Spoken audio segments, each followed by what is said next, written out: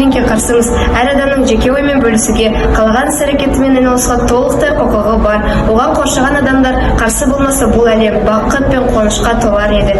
Сондықтан біз бір-бірімізге жаман қарым-қатынаспен емес, керісінше жақсы көзқараспен қарауға тырысайық. Әр адам бақытты болуға лайық. Біз буллингке қарсымыз. Елімізде мектептегі буллинг мәселесі балалар арасында қалыпты жағдай болып кетті. Бірақ әр адам бақытты болуы керек. Сол себепті бір-бірімізге көмектесіп, қолдап. Біз буллингтен қарсымыз. Қазіргі таңда әлем мектептерде буллинг және кибербуллинг кең таралып жатыр. Ол физика агрессия ғана емес, психологиялық қысым және де қорқыту болып та саналады. Әр адам жеке тұлға, сол үшін де адамдарға сүйіспеншілікпен және де мейіріммен қарауды тырысайық. Біз буллингке қарсымыз. Себебі буллинг дегеніміз адамды мазақтау, қолына соқтығысу және оны жекелету. Ал біз буллингке қарсы болып, керісінше адамдарға сыйластықпен қарауға тырысу керекпіз. Буллинг болмаса, адам жаны тыныш болады деп ойлаймын.